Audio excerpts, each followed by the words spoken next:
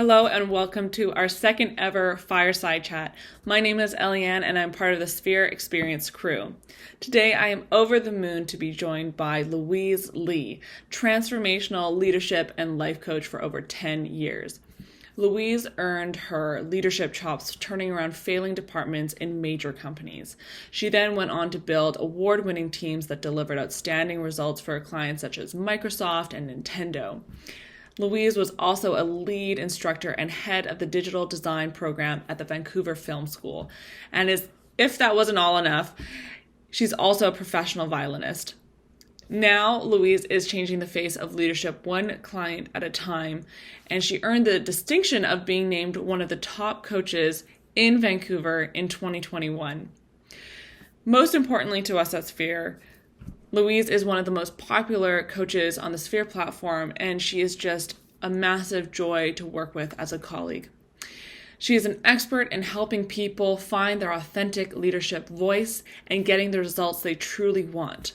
I'm so excited to have Louise in conversation today. Hello, Louise. Thank you, Eliane. It's wonderful to be here. Wonderful. Well, we're just going to jump right in. So you've been coaching and mentoring for more than 10 years now, but you didn't start out by coaching. So I'm really curious about your mission, hoping that you'll tell me about what drew you to leadership and life coaching. Yeah, it's a great story. So for me, it started out when I started my career. I joined the workforce in a very corporate setting, always around project management. I remember I was like 21, 22, graduate from university in London, England, and thrown onto client sites in a large global management consulting firm, and then just left to fend for myself. And as a woman, as a visible minority, as a relatively young person at the time, I remember feeling quite intimidated, overwhelmed, confused, and just fearful of always wanting to please others, wanting to make sure I did the right thing. And it took me many, many years of living that way, of being that way, particularly in the workplace, until I started to find my footing. And what really helped me at the time, particularly in my first few jobs in England, was mentorship and coaching, especially from female leaders. That really helped turn not just the way I saw myself around, but the way I was and showed up in the workplace. And so that has always stayed with me throughout my life. So when I had the opportunity, as you mentioned in the bio, to start teaching and coaching and mentoring students at the Vancouver Film School, that's when that passion really started to flourish. I did that for a number of years and I absolutely loved it. And when I came away from that role, I had the opportunity to take stock of what I wanted to do next. And giving back in terms of coaching and mentoring, that was the number one thing. So that's how I came to actually start my own coaching practice. That's how I came to know Devon and meet Devon and join the Sphere app and support seekers all over the world. And that is my mission, to help people who are in situations that I have been in, that sometimes I still struggle with myself, and to support them in really stepping into their confidence, their potential, and really living the life that they want. Well, that is an incredible story. And it's interesting that so many coaches kind of come through that by dip in the pool of coaching and seeing the kind of aliveness that comes out in their clients or the people that they're mentoring, and seeing them just those little changes or those little unlocking of, oh, this is how I could be, or finding a block that had been keeping them kind of in the same place, and just seeing that come alive. So I'm super happy that you found this path. I've had the privilege of being one of your coachees, and I couldn't be happier. So we're going to jump right along to the second question. I'm curious because many people come to you for leadership coaching, and I'm curious around what are some of the common leadership related issues that clients come to you with? Mm-hmm. The most common one that I see tends to be around really questioning their abilities as leaders. Either they are feeling not as confident or as secure in their leadership ability as they could do or want to, or they feel okay about it, but now they want to level up. A lot of the time, this involves increasing their trust in themselves and in their team. Often another thing I see is overthinking In a lot of seekers and clients, that can turn into inaction or procrastination or just general avoidance. I also see this manifesting as imposter syndrome. And as somebody who struggled with imposter syndrome for many years, I totally understand that. Or lack of boundaries, always wanting to people please, picking up work or other tasks that are not yours to pick up, or taking on other people's things when they're not yours. And an underlying fear of failure or fear of disappointing others or being rejected by others. That's the most common one. I often get clients coming to me for how to deal with difficult or struggling or low performing team members. How do I do that? How do I actually manage performance in my team and increase morale and motivation? Or it could be the other side of the coin, which is how do I deal with demanding and passive aggressive clients who are just so difficult? How do I deal with them? And then overall, there's a theme for all of my clients and seekers, which is about realizing that ambition. Not just their ambition, but their actual potential, not just in the workplace, but as human beings in all areas of their life, in health, in love, in play, and getting out of their own way. So those are the most common things that I often see. And it's funny I'm not necessarily in a leadership position myself, but I can find myself resonating with so many of those as well. A lot of those seem like general human issues. And I'm actually curious about how these of the issues or challenges that you've named, how some of those relate to self-leadership. I love that question, Eliane, because in my mind, as a coach and the work that I've done, both on myself with my own coaches, because I, of course, have my own coaches, there's no such thing as solely professional development. And I think that's a misnomer in a way, because you can only lead and develop professionally as far as you do the work personally. The two are not mutually exclusive. They're heavily intertwined.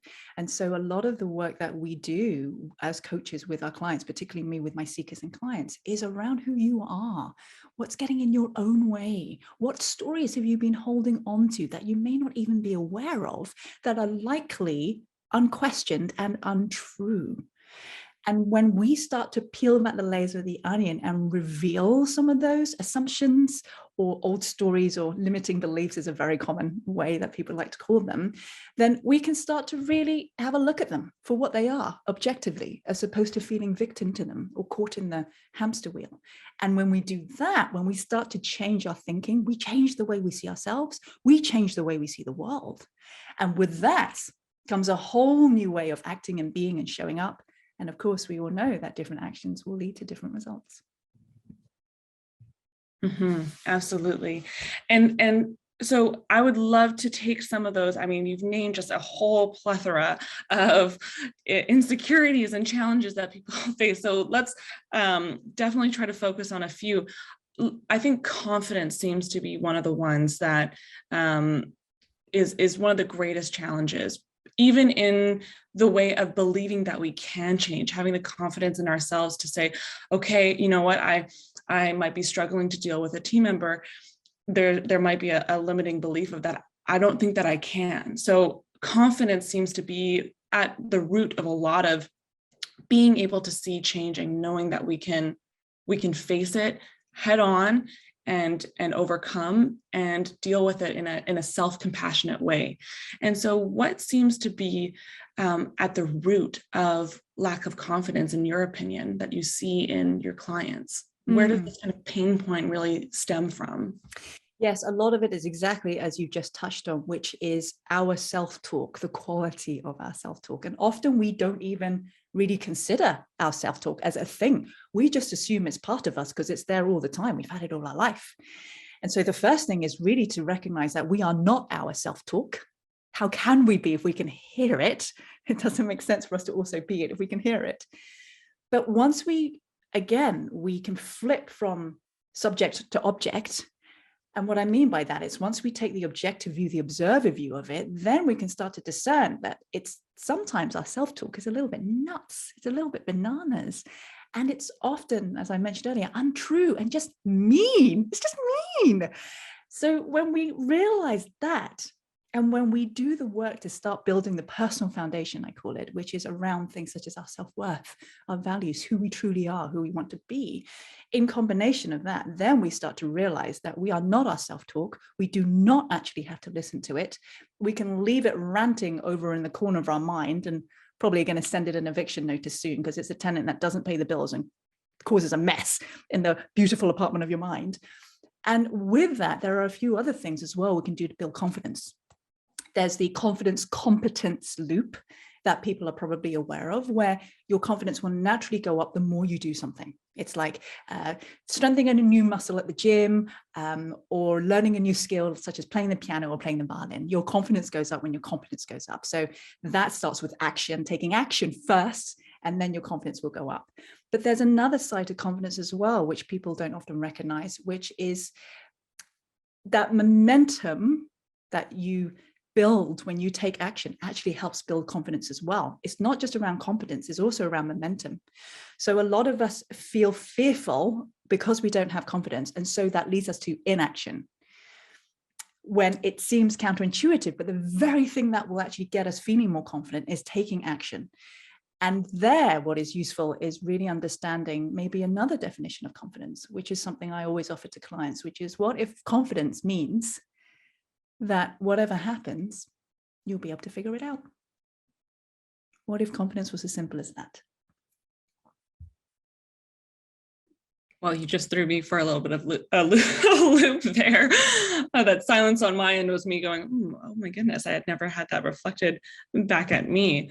And so you've spoken a little bit about some of the things that we can do to interrupt that loop, that negative self-talk loop.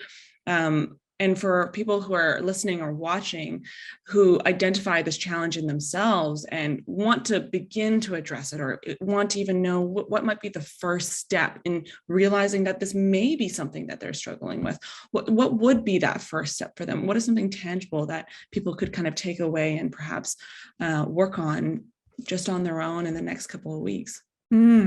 Great question, because I'm all about action, as you know, as a coach. Some of it is around raising just your awareness of it. It's always step number one, is being aware of the quality of your self-talk. And for many of us, it could be that most of the time it's okay. But for some of us, it could be most of the time it's actually not very nice. It's not helpful. And so first is just noticing what it's saying. That's the very first step. Just even noticing what kind of ramblings are going on in there all the time.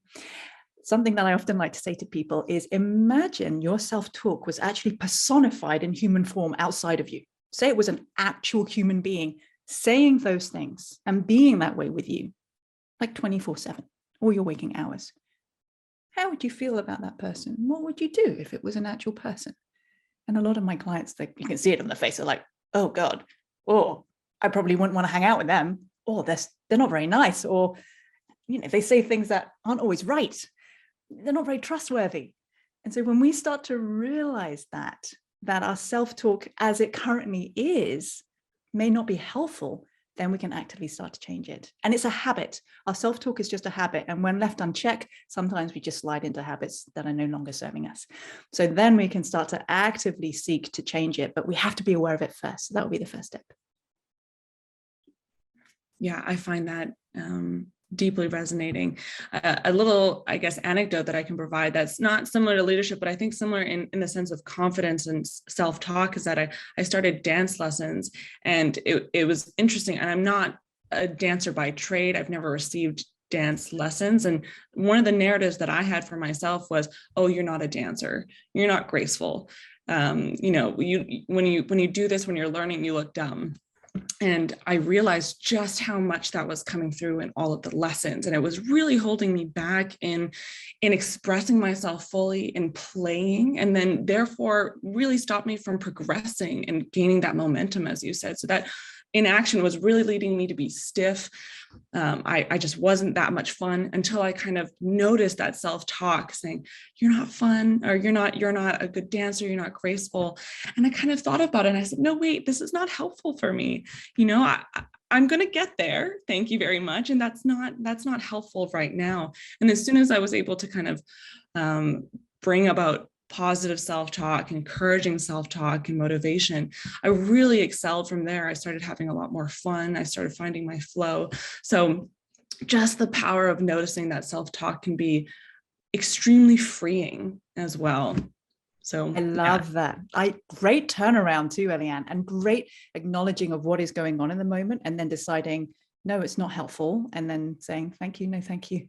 Mm-hmm. And then moving on. Yes. And it reminds me of, I think one of the reflection questions that you gave to me in one of our sessions was, is that the truth? I think I might be butchering that, but when it came up for me was around, you're not a dancer, you're not graceful. And to stop for a moment and think, is that the truth? Is that the absolute truth? And the answer was no. By, dancing, whatever I was doing, I was dancing, I'm a dancer. So very powerful stuff. So you've coached, I'm guessing, hundreds of clients at this point and mentored many, many students. What have you learned through your conversations? Is there a kind of red thread that has linked a lot of these conversations together that's come up for you? I think one of my biggest takeaways is that as human beings, we all share spookily similar insecurities, unhelpful thoughts. The one you shared about your dance story, which I love. I bet a lot of people who are listening to this or watching this can completely identify with your story about what happened to you during those dance lessons. And that has been the underlying thread, that whilst we are all unique and wonderful and amazing in our own special way, when we come together and really take the opportunity to not only look inwards and do the work, but to then share, just like you did, Eliane, that we have much more in common than we realize. And what that does is that it gives us a sense that, first of all, there's nothing wrong with us, because there isn't. There's nothing wrong with us. This is the delight of being human. And secondly, we're not alone. And when we really get those two things, there's nothing wrong with us and we're not alone, that opens up a whole world of not just working with coaches and doing the joyous work, because it's work, but it's got to be fun. Coaching needs to be fun, right? Mm-hmm. But it also allows you to, just as you mentioned with the dancing, to show up as yourself in a world of play, to allow you to be goofy and silly and to really express yourself joyfully. And that's what the world needs. The world needs more of us in our element, just kind of, being a bit crazy and kooky. Mm-hmm. So that's what I've really noticed, really over and above anything else. That is the overall theme, the red thread, as you said. Absolutely. I think the world would be a better place if we took things a little less seriously, took ourselves a little less seriously, and really showed up in play and fun, though it would seem so much more expansive. So absolutely. And regarding leadership in particular, something that I had meant to ask you at the beginning, but it completely slipped my mind because I was so excited, was what is transformational leadership? Transformational leadership is a great one, because as leaders, we often think, the pressure is on us. As a leader, I must know the answer to everything. I must know the direction we're going, and I must know exactly what to do in any given situation because everyone is looking at me.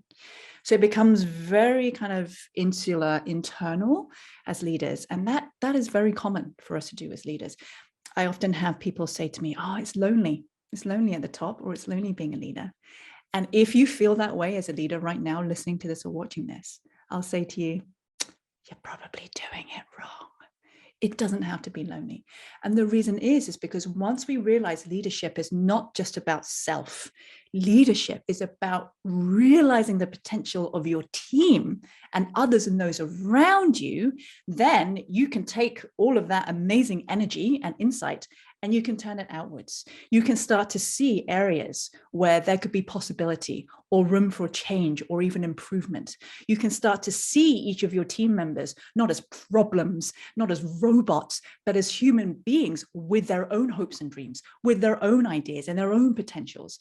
And when you switch that from, oh no, what do I have to do in this moment? I must know what this person needs, to more of a curious, more of a learning mindset, which is, it's an honor to lead you. I want to do everything I can to be able to remove all the blockers so you can really flourish as a member of this team. What does that look like for you? How can I best support you?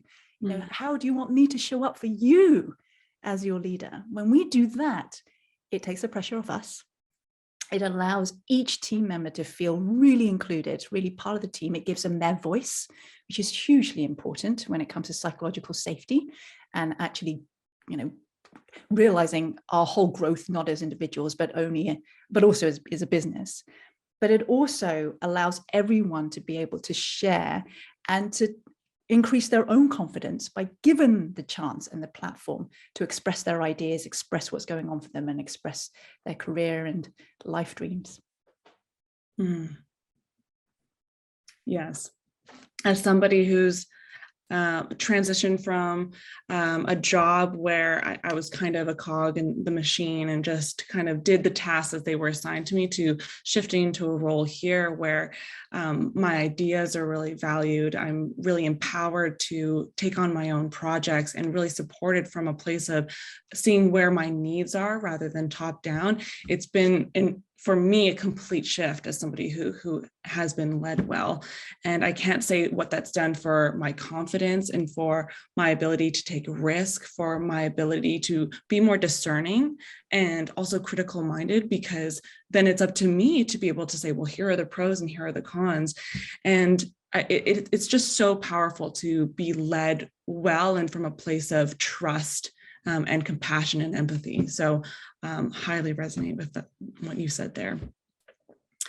And in just kind of a quick thought, what tends to be the greatest limiting belief for people in leadership positions? You might have mentioned it already, but I'm curious if there is a different thread there. Yes, a lot of it is around, I'm not good enough. I think that can resonate with a lot of people, and it's like a theme with variations, right? The theme is I'm not good enough, and the variations could be, I don't deserve this role. Who am I to lead this? I can't do this. I must know everything. I don't know everything. What does that mean about me? And look at all these other leaders. Look how far they are. I should be further along given my age, career, experience. Insert whatever you want into that statement. But a lot of it is around the ability, the confidence, the self-belief, and the self-talk.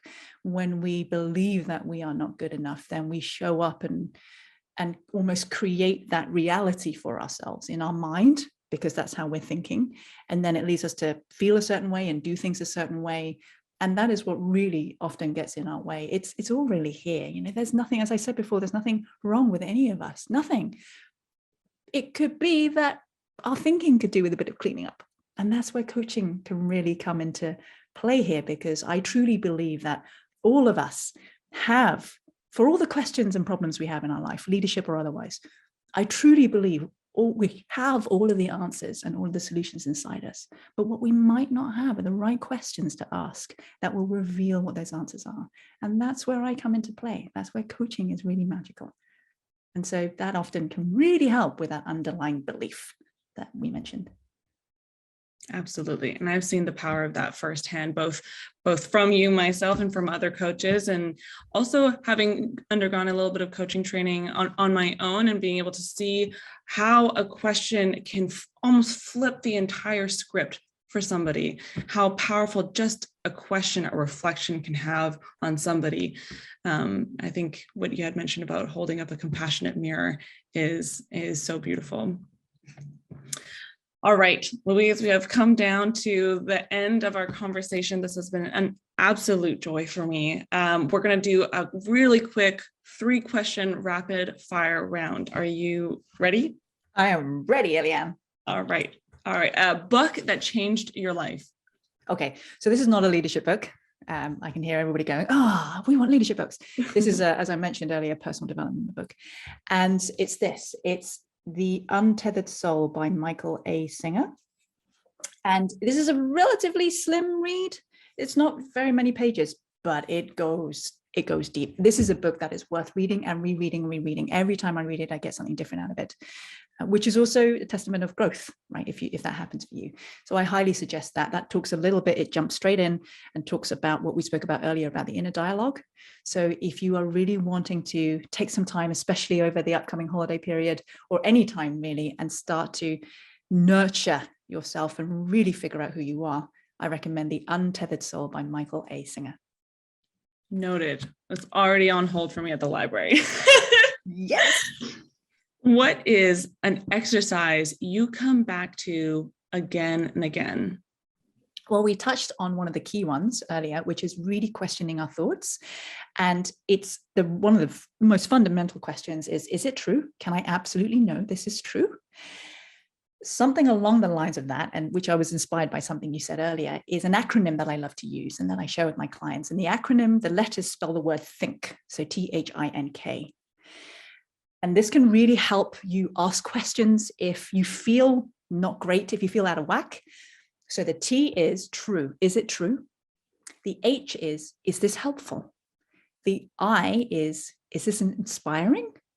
The N is this necessary? And then the K is this kind? So is it true, helpful, inspiring, necessary, and kind?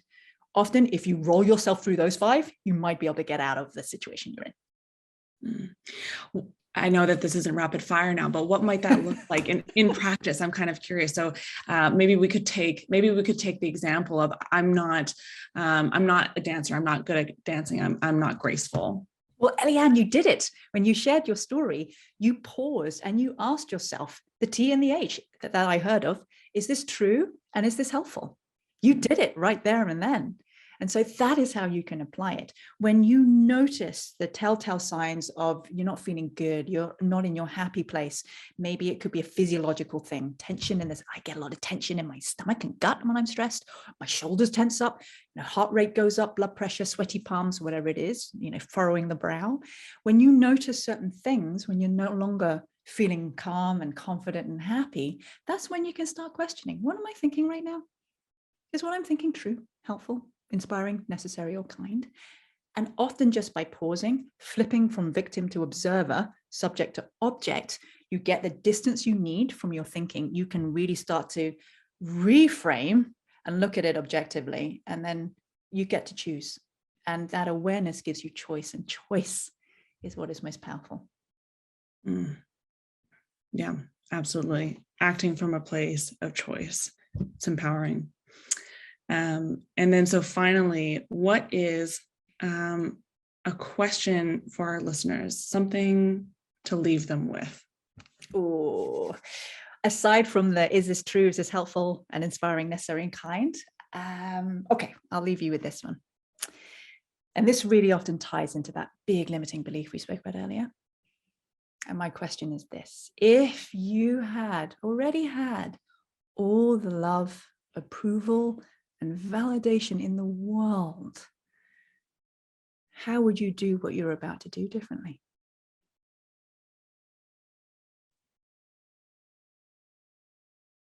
I was just letting that sit there.